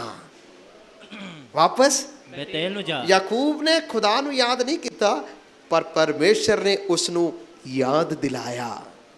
ਪਰਮੇਸ਼ਰ ਨੇ ਯਾਕੂਬ ਨੂੰ ਯਾਦ ਦਿਲਾਇਆ। ਅੱਜ ਹੋ ਸਕਦਾ ਕਿ ਤੁਸੀਂ ਬੜੇ ਚਿਰਾਂ ਬਾਅਦ ਅੱਜ ਆਏ ਹੋਣਗੇ, ਬੜੇ ਚਿਰਾਂ ਬਾਅਦ ਆਏ ਹੋਣਗੇ, ਲੇਕਿਨ ਖੁਦਾ ਤੁਹਾਨੂੰ ਹੀ ਕਹਿ ਰਿਹਾ ਹੈ, ਜੇ ਤੁਸੀਂ ਯਾਕੂਬ ਹੋ ਤਾਂ ਖੁਦਾ ਤੁਹਾਨੂੰ ਕਹਿ ਰਿਹਾ, ਉਠੋ ਵਾਪਸ ਖੁਦਾ ਦੀ ਹਜ਼ੂਰੀ 'ਚ ਆਓ, ਜਿਸ ਜਗ੍ਹਾ 'ਚ ਤੁਸੀਂ ਖੁਦਾ ਦੇ ਅੱਗੇ ਸੁਖਣਾ ਨੂੰ ਸੁੱਖਿਆ, ਪਰਮੇਸ਼ਰ ਦੇ ਨਾਲ ਚੱਲਣ ਦਾ ਵਾਅਦਾ ਕੀਤਾ, ਇਧਰੋਂ ਹੀ ਖੁਦਾ ਦੀ ਬਰਕਤ ਮਿਲੇਗੀ। Hallelujah, hallelujah, hallelujah. ਅੱਛਾ, ਉਸਨੇ ਇੱਕੋ ਵਾਰੀ ਖੁਦਾ ਦੀ ਆਵਾਜ਼ ਨੂੰ ਸੁਣਿਆ। ਕਿੰਨੀ ਵਾਰੀ? ਸਿਰਫ ਪਰਮੇਸ਼ਰ ਨੇ ਇੱਕੋ ਵਾਰੀ ਸੁਣਿਆ, ਯਾਕੂਬ ਉਠੋ ਔਰ ਵਾਪਸ ਕਿੱਧਰ ਜਾਣਾ? ਬੇਤੇਲ ਨੂੰ ਜਾ। ਬੇਤੇਲ ਦੇ ਵੱਲ ਜਾਣਾ, ਜਿੱਥੇ ਤੂੰ ਪਰਮੇਸ਼ਰ ਦੇ ਨਾਲ ਕੀ ਕੀਤਾ? ਵਾਅਦਾ ਕੀਤਾ। ਜਦ ਇੰਨੀ ਗੱਲ ਕਹੀ, ਉਹ ਆਪਣੇ ਪਰਿਵਾਰ ਨੂੰ ਕਹਿ ਰਿਹਾ, ਉਹਦੀ ਪਤਨੀਆਂ ਨੇ, ਉਹਦੇ ਬੱਚੇ ਨੇ, ਉਹਨਾਂ ਨੂੰ ਕੀ ਕਹਿ ਰਿਹਾ? ਪੜੋ ਉਤਪਤੀ 35 ਬਾਬ ਔਰ ਸ਼ੁਰੂ ਕਰੋ ਦੂਸਰੀ ਆਇਤ ਤੋਂ। ਤਾਂ ਯਾਕੂਬ ਨੇ ਆਪਣੇ ਘਰਾਣੇ ਔਰ ਆਪਣੇ ਨਾਲ ਦੇ ਸਾਰਿਆਂ ਲੋਕਾਂ ਨੂੰ ਆਖਿਆ, ਤੁਸੀਂ ਪਰਾਏ ਦੇਵਤਿਆਂ ਨੂੰ ਜਿਹੜੇ ਤੁਹਾਡੇ ਵਿੱਚ ਹਨ ਬਾਹਰ ਸੁੱਟ ਦਿਓ ਔਰ ਪਵਿੱਤਰ ਹੋਵੋ ਔਰ ਆਪਣੇ ਵਸਤਰ ਬਦਲ ਲਓ। ਹਾਂ, ਕਹਿੰਦਾ ਆਪਣੇ ਪਤਨੀਆਂ ਨੂੰ, ਆਪਣੇ ਪਰਿਵਾਰ ਨੂੰ, ਆਪਣੇ ਘਰਾਣੇ ਨੂੰ ਕਹਿ ਰਿਹਾ ਕਿ ਦੇਖੋ ਕੀ ਕਰੋ, ਤੁਸੀਂ ਪਰਾਏ ਦੇਵਤਿਆਂ ਨੂੰ ਜਿਹੜੇ ਤੁਹਾਡੇ ਵਿੱਚ ਹਨ ਬਾਹਰ ਸੁੱਟ ਦਿਓ। ਕੀ ਕਰ ਦਿਓ? ਬਾਹਰ ਸੁੱਟ ਦਿਓ। ਅਸੀਂ ਕਿੱਧਰ ਨੂੰ ਜਾਣਾ ਹੈ? ਬੇਤੇਲ। ਬੇਤੇਲ, ਪਰਮੇਸ਼ਰ ਦੇ ਘਰ ਦੇ ਵੱਲ ਵਾਪਸ ਜਾਣਾ ਹੈ। ਕਹਿੰਦਾ ਉਠੋ ਔਰ ਪਰਾਏ ਦੇਵੀ ਦੇਵਤਾ ਜਿਹੜੇ ਨਾਲ ਲਿਆਏ, ਇਸ ਨੂੰ ਕੀ ਕਰਨਾ? ਬਾਹਰ ਸੁੱਟ ਦਿਓ। ਉਤਪਤੀ 31 ਬਾਬ ਦੇ ਵਿੱਚ, ਜੈਨੇਸਿਸ 31, ਉੱਥੇ ਲਿਖਿਆ, ਰਾਹੇਲ ਜੋ ਯਾਕੂਬ ਦੀ ਪਤਨੀ ਹੈ, ਉਹ ਯਾਕੂਬ ਦੇ ਨਾਲ ਤੁਰਨ ਦਾ ਫੈਸਲਾ ਜਦੋਂ ਕੀਤਾ, ਉਸ ਦਾ ਪਿਤਾ ਲੱਭਣ ਦੇ ਲਈ ਆਇਆ, ਕੁਝ ਮੂਰਤੀਆਂ ਨੂੰ ਲੱਭਣ ਦੇ ਲਈ ਆਇਆ। ਰਾਹੇਲ ਨੇ ਮੂਰਤੀਆਂ ਦੇ ਉੱਤੇ ਬੈਠ ਕੇ ਉਸ ਸਾਰੀ ਚੀਜ਼ਾਂ ਨੂੰ ਕਵਰ ਕਰ ਲਿਆ ਔਰ ਦੇਣ ਦੇ ਬਜਾਏ ਆਪਣੇ ਨਾਲ ਹੀ ਲੈ ਕੇ ਆ ਗਈ। ਆਪਣੇ ਨਾਲ ਲੈ ਕੇ ਉਸਨੇ ਕਈ ਚੀਜ਼ਾਂ ਘਰਾਣੇ ਦੇ ਵਿੱਚ ਨਾਲ ਹੀ ਲੈ ਕੇ ਆਏ। ਲੇਕਿਨ ਯਾਕੂਬ ਜਾਣਦਾ ਸੀ, ਮੈਂ ਪਰਮੇਸ਼ਰ ਦੇ ਘਰ ਦੇ ਵਿੱਚ ਵਾਪਸ ਜਾਣਾ ਹੈ, ਇਹ ਚੀਜ਼ਾਂ ਦੇ ਨਾਲ ਖੁਦਾ ਦੀ ਆਰਾਧਨਾ ਨਹੀਂ ਕਰ ਸਕਦਾ, ਸੁੱਟਣ ਵਾਲੀਆਂ ਚੀਜ਼ਾਂ ਨੂੰ ਬਾਹਰ ਕਰਾਂ, ਫਿਰ ਹੀ ਗੱਲ ਬਣੇਗੀ। Hallelujah. Jacob was telling his household, we have to clean ourselves. ਕਿਉਂ ਕਹਿ ਰਿਹਾ ਹੈ ਆਪਣੇ ਵਸਤਰ ਬਦਲੋ, ਜਿਹੜੀ ਚੀਜ਼ਾਂ ਸੁੱਟਣ ਵਾਲੀਆਂ ਸੁੱਟੋ? ਕਿਉਂ ਕਹਿ ਰਿਹਾ? ਪਤਾ ਹੈ ਕਿਉਂ ਕਹਿ ਰਿਹਾ ਹੈ? ਕਿਉਂਕਿ ਉਹ ਜਾਣਦਾ ਸੀ ਸਾਫ਼ ਜ਼ਿੰਦਗੀ ਬਰਕਤਾਂ ਨੂੰ ਲੈ ਕੇ ਆਵੇਗੀ। Hallelujah, hallelujah, hallelujah. Clean life always bring blessings. ਸਾਫ਼ ਜ਼ਿੰਦਗੀ ਹਮੇਸ਼ਾ ਬਰਕਤਾਂ ਨੂੰ ਲੈ ਕੇ ਆਉਂਦੀ ਹੈ। ਸਾਰੇ ਬੋਲੋ, ਸਾਫ਼ ਜ਼ਿੰਦਗੀ ਹਮੇਸ਼ਾ ਬਰਕਤਾਂ ਨੂੰ ਲੈ ਕੇ ਆਉਂਦੀ ਹੈ। ਬਰਕਤਾਂ ਨੂੰ ਲੈ ਕੇ ਆਉਂਦੀ ਹੈ। ਸਾਫ਼ ਜ਼ਿੰਦਗੀ ਹਮੇਸ਼ਾ ਕੀ ਲੈ ਕੇ ਆਉਂਦੀ ਹੈ? ਬਰਕਤ ਲੈ ਕੇ ਆਉਂਦੀ ਹੈ। ਉਹ ਕਹਿੰਦਾ ਕਿ ਇਹ ਚੀਜ਼ ਨੂੰ ਬਾਹਰ ਕੱਢੋ। 1 John chapter 5 ਲਾਸਟ ਵਰਸ, ਪਹਿਲਾ ਯਹੂਨਾ 5 ਬਾਬ ਉਹਦੀ ਆਖਰੀ ਆਇਤ 'ਚ ਲਿਖਿਆ, ਹੇ ਬਾਲਕੋ ਮੂਰਤਾਂ ਤੋਂ ਪਰੇ ਰਹੋ। ਖੁਦਾ ਕਦੀ ਵੀ ਆਪਣੀ ਮਹਿਮਾ ਔਰ ਪ੍ਰਸ਼ੰਸਾ ਨਾ ਤੇ ਕਿਸੇ ਇਨਸਾਨ ਨੂੰ, ਨਾ ਤੇ ਉਹਦੀ ਇਨਸਾਨ ਦੀ ਖੁਦੀ ਹੋਈ ਕਿਸੇ ਚੀਜ਼ ਨੂੰ ਕਦੀ ਵੀ ਨਹੀਂ ਦੇਵੇਗਾ। ਖੁਦਾ ਕਦੀ ਵੀ ਆਪਣੀ ਮਹਿਮਾ ਤੁਹਾਨੂੰ ਵੀ ਨਹੀਂ ਦੇਵੇਗਾ।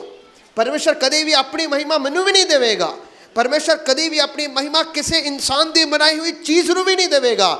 ਜੋ ਮਹਿਮਾ ਉਸ ਦੀ ਹੈ ਉਹ ਉਸੇ ਨੂੰ ਹੀ ਮਿਲੇਗੀ। Hallelujah, hallelujah. ਵਚਨ ਕਹਿੰਦਾ ਮੂਰਤੀ ਪੂਜਾ ਤੋਂ ਕੀ ਰਹਿਣਾ? ਪਰੇ ਰਹਿਣਾ। ਇਹ ਖੁਦਾ ਦਾ ਵਚਨ ਹੈ। ਤੁਸੀਂ ਮੂਰਤੀਆਂ ਨੂੰ ਲੈ ਕੇ ਨਹੀਂ ਆ ਸਕਦੇ। ਵਚਨ ਦੇ ਵਿੱਚ ਇਸ ਪ੍ਰਕਾਰ ਨਾਲ ਲਿਖਿਆ, ਜ਼ਬੂਰ Psalm 66 ਜ਼ਬੂਰ 66 ਦੇ ਵਿੱਚ ਇਸ ਪ੍ਰਕਾਰ ਨਾਲ ਲਿਖਿਆ ਹੈ कि 18, यदि मैं मन के अनर्थ बात सोचता तो प्रभु मेरी ना सुनता।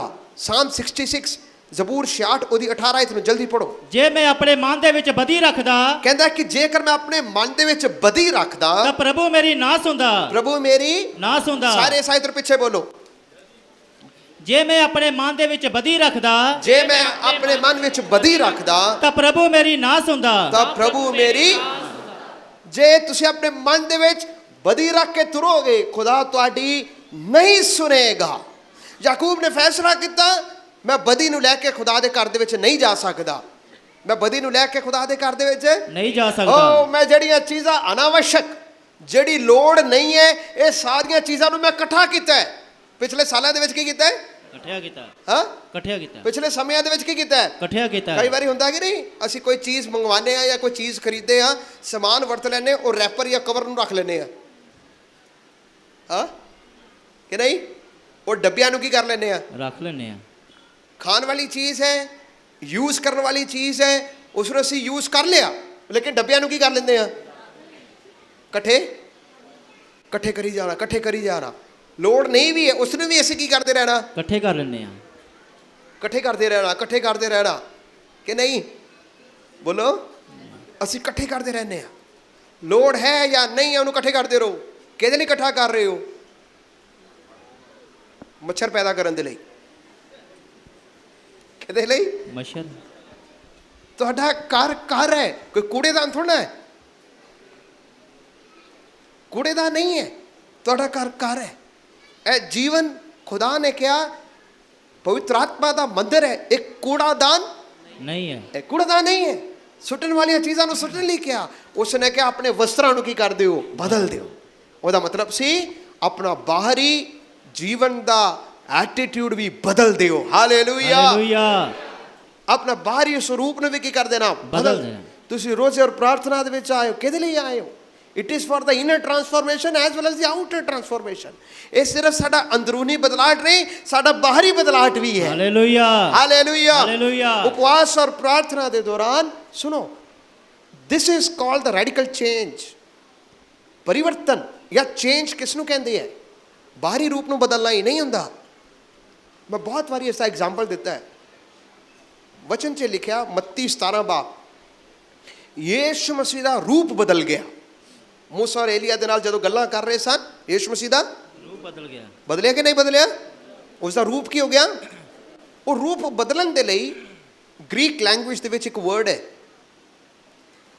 ਇੱਕ ਸ਼ਬਦ ਹੈ ਗ੍ਰੀਕ ਦੇ ਵਿੱਚ, ਟ੍ਰਾਂਸਫਾਰਮੇਸ਼ਨ। ਜਿਸ ਤਰ੍ਹਾਂ ਅਸੀਂ ਇੰਗਲਿਸ਼ ਦੇ ਵਿੱਚ ਟ੍ਰਾਂਸਫਾਰਮੇਸ਼ਨ ਕਹਿੰਦੇ ਹਾਂ। ਟ੍ਰਾਂਸਫਾਰਮੇਸ਼ਨ ਦੋ ਟਾਈਪ ਦਾ ਹੈ। ਬਦਲਾਹਟ ਦੋ ਪ੍ਰਕਾਰ ਦਾ ਹੈ। ਇੱਕ ਹੈ ਬਾਹਰੋਂ ਬਦਲਣਾ ਪਰ ਅੰਦਰੋਂ ਬਦਲਿਆ ਨਹੀਂ। ਬਾਹਰੋਂ ਰੂਪ ਬਦਲ ਗਿਆ ਪਰ ਅੰਦਰੋਂ ਨਹੀਂ ਬਦਲਿਆ। ਐਗਜ਼ਾਮਪਲ, ਗਿਰਗਿਟ ਹੁੰਦਾ ਹੈ ਨਾ, ਚਮੇਲੀਅਨ ਜਾਂ ਕਮੇਲੀਅਨ ਹੈ, ਚਮੇਲੀਅਨ। ਉਹਦਾ ਜੇ ਪੇੜ ਦੇ ਉੱਤੇ ਚੜ ਜਾਏ, ਜਿਸ ਪ੍ਰਕਾਰ ਦੇ ਪੱਤੇ ਹੋਣਗੇ ਉਸੇ ਪ੍ਰਕਾਰ ਦਾ ਚੇਂਜ ਹੋ ਜਾਏਗਾ। ਜੇਕਰ ਉਹਦੀ ਸ਼ਾਖਾ ਦੇ ਵਿੱਚ ਚਲਾ ਗਿਆ, ਬਰਾਊਨ ਕਲਰ ਹੈ ਤਾਂ ਬਰਾਊਨ ਰੂਪ ਬਦਲ ਲੇਗਾ। ਜੇ ਪੱਤੇ ਗ੍ਰੀਨ ਯੈਲੋ ਹੈ, ਉਹਦਾ ਸਰੀਰ ਦਾ ਰੰਗ ਵੀ ਗ੍ਰੀਨ ਯੈਲੋ ਹੋ ਜਾਏਗਾ। ਜੇ ਪੂਰਾ ਗ੍ਰੀਨ ਹੈ, ਉਹ ਪੂਰਾ ਗ੍ਰੀਨ ਹੋ ਜਾਏਗਾ। ਜੇ ਬਰਾਊਨ ਦੇ ਵਿੱਚ ਆ ਗਿਆ, ਪੂਰਾ ਬਰਾਊਨ ਹੋ ਜਾਏਗਾ। ਇਸ ਨੂੰ ਕਹਿੰਦੇ ਆ ਗਿਰਗਿਟ। ਹਾਂ, ਚਮੇਲੀਅਨ ਗਿਰਗਿਟ ਕਹਿੰਦੇ ਇਸ ਨੂੰ। ਲੇਕਿਨ ਬਾਈਬਲ ਦੇ ਵਿੱਚ ਟ੍ਰਾਂਸਫਾਰਮੇਸ਼ਨ ਗਿਰਗਿਟ ਦੇ ਲਈ ਇਹ ਹੈ, ਬਾਹਰੀ ਰੂਪ ਬਦਲ ਗਿਆ ਪਰ ਅੰਦਰੋਂ ਕੁਝ ਵੀ ਬਦਲਿਆ ਨਹੀਂ। ਬਾਹਰੀ ਰੂਪ ਤਾਂ ਮਸੀਹ ਹੈ। ਓਹੋ, ਚਰਚ ਦੇ ਵਿੱਚ ਆਰਾਧਨਾ, ਥੋੜਾ ਜਿਹਾ ਬਾਹਰ ਹੋਏ, ਉਹੀ ਮੂੰਹ ਦੇ ਅੰਦਰੋਂ ਦੀ ਸਭ ਕੁਝ ਜੋ ਪੁਰਾਣਾ ਜੀਵਨ ਹੈ, ਸਾਰਾ ਕੁਝ ਬਾਹਰ ਪ੍ਰਗਟ ਹੋ ਗਿਆ। ਲੇਕਿਨ ਪਵਿੱਤਰ ਬਾਈਬਲ ਦੇ ਵਿੱਚ ਟ੍ਰਾਂਸਫਾਰਮੇਸ਼ਨ, ਅਸਲੀ ਬਦਲਾਵ ਕਿਸ ਨੂੰ ਕਿਹਾ ਹੈ? The transformation from inside that is also depicted outside। ਇੱਕ ਅੰਦਰੂਨੀ ਬਦਲਾਹਟ ਜਿਹੜਾ ਬਾਹਰੀ ਰੂਪ ਨਾਲ ਵੀ ਕੀ ਹੋ ਗਿਆ? ਬਦਲ ਗਿਆ। ਉਹਦਾ ਸਭ ਤੋਂ ਖੂਬਸੂਰਤ ਐਗਜ਼ਾਮਪਲ ਹੈ ਤਿਤਲੀ। ਤਿਤਲੀ ਜਿਹੜਾ ਇੱਕ ਤਿਤਲੀ ਹੈ, 21 ਦਿਨ 21 ਡੇਜ਼ ਉਹ ਆਪਣੇ ਉਸ ਲਾਵਾ ਦੇ ਅੰਦਰ ਰਹਿੰਦਾ, ਕੋਕੂਨ। ਉਸ ਦਾ ਉਹ ਜਿਹੜਾ ਜਾਲਾ ਹੈ, ਇੱਕ ਕੀੜਾ 21 ਦਿਨ, ਉਹ ਕੀੜਾ ਹੁੰਦਾ ਪਹਿਲੇ 21 ਦਿਨ ਉਸ ਕੋਕੂਨ ਦੇ ਵਿੱਚ, ਉਸ ਆਪਣੇ ਪਰਦੇ ਦੇ ਅੰਦਰ ਰਹਿੰਦਾ ਹੈ, ਲੇਕਿਨ ਉਹਦਾ ਸਰੀਰ ਉਸਦਾ ਅੰਦਰੋਂ ਇਸ ਤਰ੍ਹਾਂ ਕਿ ਨਾ ਬਦਲਦਾ ਹੈ, ਉਸ ਨੂੰ ਕਿਹਾ ਗਿਆ ਮੈਟਾਮੋਰਫੋਸਿਸ। ਇਸ ਰੀਤੀ ਨਾਲ ਉਸਦਾ ਤਬਦੀਲੀ ਹੁੰਦਾ ਹੈ, ਅੰਦਰੋਂ ਇਸ ਰੀਤੀ ਨਾਲ ਬਦਲਦਾ ਹੈ ਕਿ ਬਾਹਰ ਜਦ 21 ਦਿਨਾਂ ਤੋਂ ਬਾਅਦ ਆਉਂਦਾ ਹੈ, ਉਸ ਦਾ ਬਾਹਰੀ ਰੂਪ ਵੀ ਔਰ ਅੰਦਰੂਨੀ ਰੂਪ ਦੋਨੋਂ ਕੀ ਹੋ ਜਾਂਦੇ ਨੇ, ਬਦਲ ਜਾਂਦੇ ਨੇ। ਤਿਤਲੀ ਕਿੰਨੀ ਖੂਬਸੂਰਤ ਹੁੰਦੀ ਹੈ, ਉਸਦੇ ਖੰਭ ਕਿੰਨੇ ਖੂਬਸੂਰਤ ਹੈ, ਲੇਕਿਨ ਉਹ ਬਾਹਰੀ ਰੂਪ ਬਾਅਦ ਚੋਂ ਬਦਲਿਆ, ਪਹਿਲੇ ਉਸਦਾ ਅੰਦਰੂਨੀ ਜੀਵਨ ਕੀ ਹੋ ਗਿਆ, ਬਦਲ ਗਿਆ। ਹਾਲੇਲੂਇਆ। ਹਾਲੇਲੂਇਆ। ਯਾਕੂਬ ਕਹਿ ਰਿਹਾ ਹੈ ਵਾਪਸ ਅਸੀਂ ਖੁਦਾ ਦੇ ਘਰ 'ਚ ਜਾਣਾ ਹੈ, ਅਸੀਂ ਕਿਸ ਤਰ੍ਹਾਂ ਜਾਈਏ? ਕਹਿੰਦਾ ਇਸ ਤਰ੍ਹਾਂ ਥੋੜਾ ਜਾਵਾਂਗੇ ਜਿਸ ਤਰ੍ਹਾਂ ਹੈਗੇ ਆ, ਆਈਏ ਅਸੀਂ ਆਪਣੇ ਆਪ ਨੂੰ ਬਦਲ ਕੇ ਚਲੀਏ। ਕਿਸ ਤਰ੍ਹਾਂ ਚਲੀਏ? ਬਦਲ ਕੇ ਚਲੀਏ। ਇਹ ਰੋਜ਼ਾ ਔਰ ਪ੍ਰਾਰਥਨਾ ਬਦਲ ਕੇ ਖੁਦਾ ਦੇ ਘਰ ਦੇ ਵਿੱਚ ਜਾਣਾ। ਅੱਗੇ ਪੜੋ ਕੀ ਲਿਖਿਆ ਹੈ। ਔਰ ਅਸੀਂ ਉੱਠ ਕੇ ਬੈਤੈਲ ਨੂੰ ਚੜੀਏ, ਹਾਂਜੀ। ਔਰ ਉੱਥੇ ਮੈਂ ਇੱਕ ਜਗਵੇਦੀ ਪਰਮੇਸ਼ਰ ਦੇ ਲਈ ਬਣਾਵਾਂਗਾ।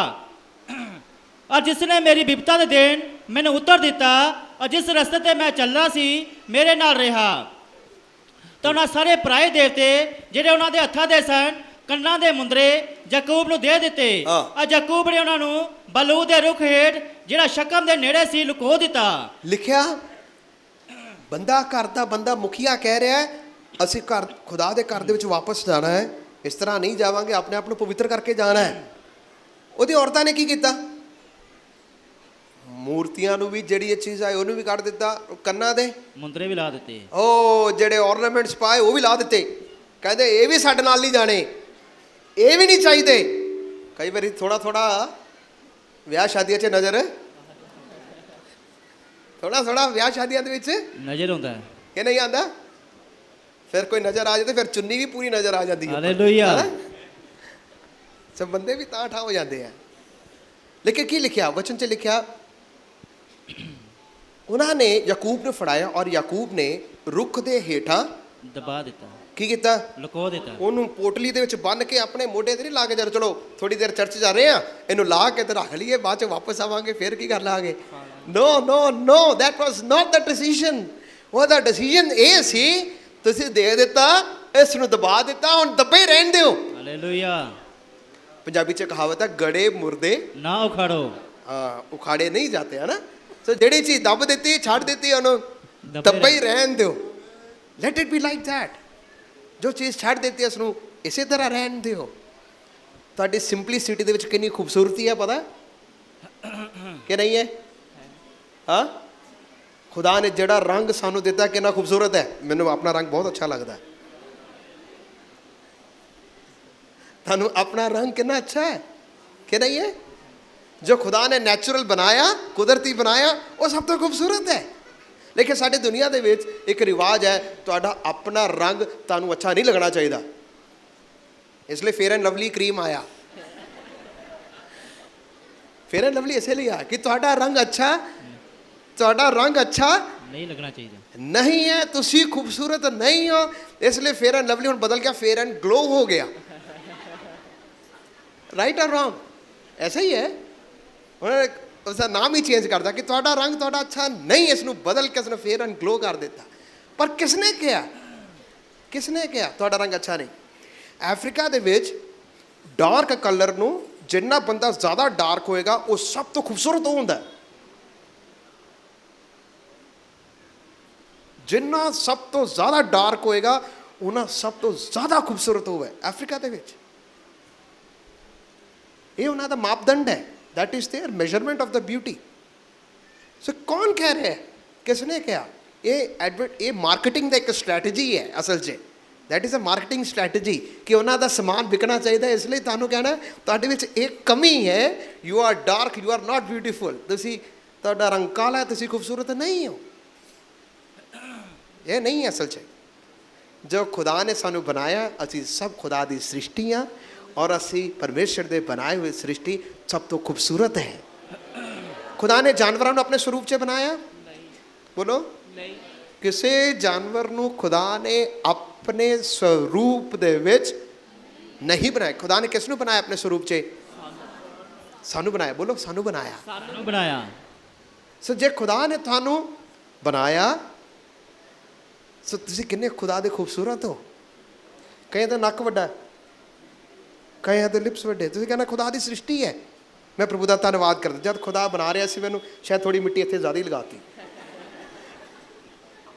ਪਰ ਤੁਸੀਂ ਖੁਦਾ ਦੀ ਸ੍ਰਿਸ਼ਟੀ ਹੋ।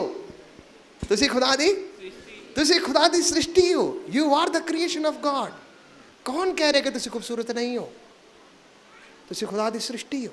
ਔਰ ਨੈਚੁਰਲ ਹਮੇਸ਼ਾ ਨੈਚੁਰਲ ਰਹਿੰਦਾ ਹੈ। ਨੈਚੁਰਲ ਚੀਜ਼ਾਂ ਹਮੇਸ਼ਾ ਮਹਿੰਗੀਆਂ ਹੁੰਦੀਆਂ ਨੇ, ਨੈਚੁਰਲ ਰਹਿੰਦੀਆਂ, ਮਹਿੰਗੀਆਂ ਵੀ ਹੁੰਦੀਆਂ ਨੇ। ਮੈਂ ਪਿਛਲੇ ਦਿਨਾਂ 'ਚ ਮੈਟਰੋ 'ਚ ਸਮਾਨ ਲੈਣ ਲੱਗਿਆ, ਉੱਧਰ 2 ਟਾਈਪ ਦੇ ਚੀਜ਼ਾਂ ਨੇ, ਕਾਲੇ ਚਨੇ 2 ਟਾਈਪ ਦੇ ਸਨ। ਤੇ ਮੈਂ ਸੋਚਿਆ ਕਿਹੜਾ ਚਨੇ ਲਵਾਂ। ਇੱਕ ਲਿਖਿਆ ਸੀ ਆਰਗੈਨਿਕ ਔਰ ਦੂਸਰਾ ਲਿਖਿਆ ਸੀ ਜਿਹੜੇ ਖਾਦ ਪਾ ਕੇ ਬਣਾਉਂਦੇ। ਖਾਦ ਬਣਾ ਕੇ ਬਣਾਉਣ ਵਾਲੀ ਚੀਜ਼ਾਂ ਥੋੜੀ ਸਸਤੀਆਂ ਸੀ, ਜਿਹੜੇ ਬਿਨਾਂ ਖਾਦ ਦੇ ਸੀ ਨੈਚੁਰਲ ਸੀ ਉਹ ਥੋੜੀ ਮਹਿੰਗੀ ਸੀ। ਮੈਂ ਕਿਹਾ ਇਹ ਦੇਖੋ ਨੈਚੁਰਲ ਕਿੰਨਾ ਮਹਿੰਗਾ ਹੈ, ਜਿਹੜੀ ਕੁਦਰਤੀ ਜਿਹੜੀ ਬਿਨਾਂ ਖਾਦਾਂ ਦੇ ਬਣੀ ਹੈ ਉਹ ਬਹੁਤ। ਸੋ ਤੁਸੀਂ ਬਹੁਤ ਮਹਿੰਗੇ ਹੋ। ਜੇ ਤੁਸੀਂ ਸਿੰਪਲ ਹੋ ਤੁਸੀਂ ਬਹੁਤ ਮਹਿੰਗੇ ਹੋ। ਹਾਲੇਲੂਇਆ। ਤੁਹਾਡਾ ਮੁੱਲ ਬਹੁਤ ਜ਼ਿਆਦਾ ਹੈ। ਪਵਿੱਤਰ ਵਚਨ ਸਾਨੂੰ ਸਿਖਾਉਂਦਾ ਹੈ, ਯਾਕੂਬ ਨੇ ਫੈਸਲਾ ਕੀਤਾ ਕਿ ਆਈ ਵੋਂਟ ਗੋ ਲਾਈਕ ਦੈਟ, ਮੈਂ ਐਸਾ ਨਹੀਂ ਜਾਵਾਂਗਾ।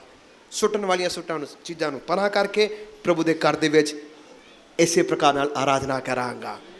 ਜਦ ਖੁਦਾ ਨੇ ਇਸ ਨੂੰ ਯਾਦ ਦਿਲਾਇਆ, ਉਠੋ ਬੈਤੇਲ ਦੇ ਵੱਲ ਜਾਓ, ਉਸ ਨੂੰ ਖੁਦਾ ਦੇ ਨਾਲ ਕੀਤੀ ਮੰਨਤਾਂ ਯਾਦ ਆ ਰਹੀਆਂ ਸੀ, ਖੁਦਾ ਦੇ ਨਾਲ ਕੀਤੀ ਸੁਖਨਾ ਨੂੰ ਯਾਦ ਆ ਰਿਹਾ ਸੀ। ਮੇਰੇ ਪਿਆਰੇ ਅਜ਼ੀਜ਼ੋ, ਅੱਜ ਖੁਦਾ ਤੁਹਾਨੂੰ ਯਾਦ ਦਿਲਾ ਰਿਹਾ।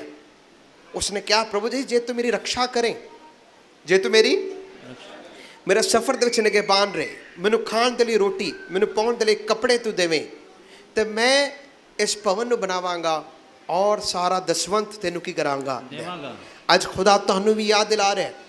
ਜੇਕਰ ਕੋਈ ਕਮੀਆਂ ਆਈਆਂ ਨੇ, ਪ੍ਰਭੂ ਦੇ ਅੱਗੇ ਇਸ ਰੋਜ਼ਿਆਂ ਦੇ ਦੌਰਾਨ ਕਹਿਣਾ, ਪ੍ਰਭੂ ਜੀ ਇਹ ਮੇਰੇ ਜੀਵਨ ਦੀਆਂ ਕਮੀਆਂ ਨੇ, ਖੁਦਾਵੰਦ ਇਸ ਕਮੀਆਂ ਨੂੰ ਦੂਰ ਕਰਕੇ ਮੈਂ ਤੇਰੇ ਘਰ ਦੇ ਵਿੱਚ ਆਉਣਾ ਚਾਹੁੰਦਾ। ਹਾਲੇਲੂਇਆ। ਆਏ ਸੀ ਸਾਰੇ ਆਪਣੇ ਅੱਖਾਂ ਨੂੰ ਬੰਦ ਕਰੀਏ। ਵਚਨ 'ਚ ਲਿਖਿਆ, ਉਸਨੇ ਉਸ ਜਗ੍ਹਾ 'ਚ ਜਾ ਕੇ ਪਰਮੇਸ਼ਰ ਦੇ ਲਈ ਯਗਵੇਦੀ ਨੂੰ ਬਣਾਇਆ। ਬੈਤੇਲ ਦੇ ਵਿੱਚ ਜਾ ਕੇ ਉਸਨੇ ਯਗਵੇਦੀ ਨੂੰ ਬਣਾਇਆ।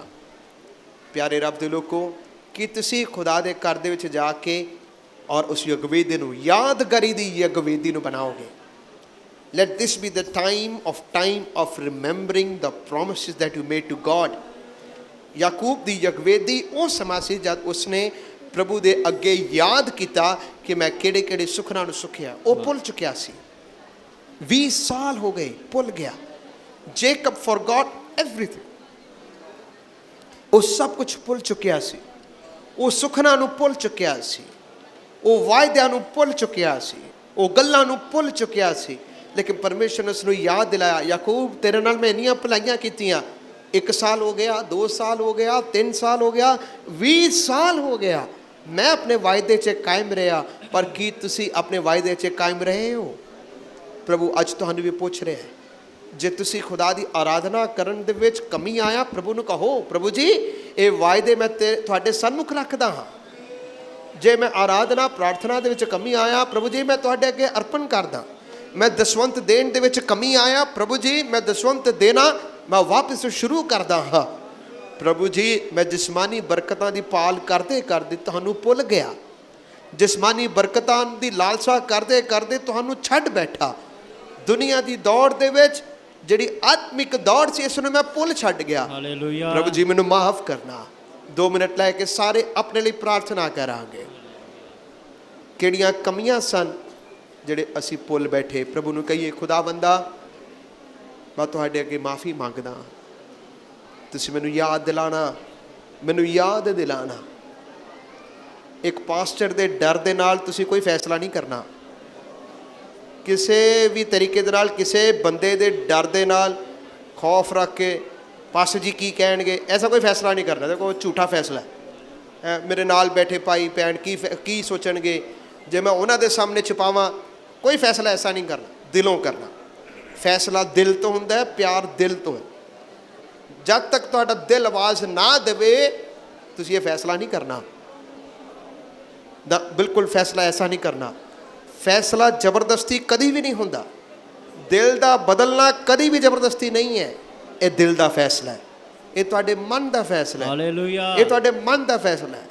ਅੱਜ ਖੁਦਾ ਤੁਹਾਡੇ ਮਨ ਨੂੰ, ਤੁਹਾਡੇ ਦਿਲਾਂ ਨੂੰ ਛੂਣੇ ਪਾਏ। ਹਾਲੇਲੂਇਆ। ਪ੍ਰਭੂ ਜੀ ਮੈਂ ਵਾਪਸ ਤੇਰੇ ਭਵਨ ਦੇ ਵਿੱਚ ਆ ਕੇ ਇੱਕ ਸੁਖਨਾ ਨੂੰ, ਇੱਕ ਮੰਨਤ ਨੂੰ ਤੇਰੇ ਅੱਗੇ ਰੱਖਦਾ ਹਾਂ। ਹਾਲੇਲੂਇਆ। ਤੁਸੀਂ ਮੇਰੇ ਦਿਲ ਦੇ ਵਿੱਚ ਆਓ। ਪਲੀਤ ਚੀਜ਼ਾਂ ਨੂੰ ਪਰਾਂ ਸੁੱਟਦੇ ਹੋਏ ਤੇਰੇ ਅੱਗੇ ਰੱਖ ਦੇਣਾ। ਹਾਲੇਲੂਇਆ। आह बंदगी च आजा तू जिंदगी बचा ले आह बंदगी च आजा तू जिंदगी बचा ले एक पाक नाम रब दा एक पाक नाम रब दा उस नाम नू त्यारे जिंदगी ते आजा तू जिंदगी बचा ले जिंदगी ते आजा तू जिंदगी बचा ले एक पाक नाम रब दा एक पाक नाम रब दा उस नाम नू त्यारे जिंदगी च आजा तू जिंदगी बचा ले जिंदगी च आजा तू जिंदगी बचा ले मेरे दिल नू साफ कर दो मेरे पाप माफ कर दो मेरे दिल नू साफ कर दो मेरे पाप माफ कर दो सागर है ओ दया दा सागर है ओ दया दा ओ तेरा दिल बिछा ले आ बंदगी च आजा तू जिंदगी बचा ले आ बंदगी च आजा तू जिंदगी बचा ले आजा तू जिंदगी बचा ले जिंदगी च आजा तू जिंदगी बचा ले जिंदगी च आजा तू जिंदगी बचा ले जिंदगी बचा ले तू जिंदगी बचा ले तू जिंदगी बचा ले खुदा परमेश्वर आपका धन्यवाद करते हैं आज के समान तो निशान दिया रोजा प्रार्थना का दिन दिया ताकि हम अपने आप को जांचें हम बदल को जाएं अपना कमियों को कटियों को दूर करें निकालने वाले चीज़ों को निकालें और खुदा बाप साफ करने वाले बातों को साफ करिए मेरे खुदा जी शांति भी बख्शो अगर हम भूल चुके हैं आज तूने हमको याद करवाया जैसा तूने याकूब ने याद करवाया याकूब के साथ तूने जो वायदा किया सब कुछ तूने पूरा किया लेकिन याकूब जो कुछ किया पूरा नहीं किया तो साढ़े नाल जो वायदा किया सब कुछ पूरा कर रहे हैं तूने हमको संभाला सुरक्षा दिया हमारा जरूरतों को पूरा कर रहे हैं तो हमको खाने के लिए भोजन दे रहे हैं पहनने के लिए वस्त्र दे रहे हैं हमें शिफा दे रहे हैं हमें सब कुछ दे रहे हैं लेकिन बहुत बारी हम तुझे भूल जाते हैं हम अपना वायदे पर पक्कानी मूर्ख ना बने प्रभु जैसा याकूब अपने परिवार के साथ अपने आप को बदलता हुआ खुदा बाप उसने याकूब बना की आराधना किया एक साफ मन से तेरी आराधना करिए हर कमी घटी हम दूर करो पाक करो पवित्र करो ताकि हम आशीषों को पर आशीष हासिल कर सकें यीशु के नाम से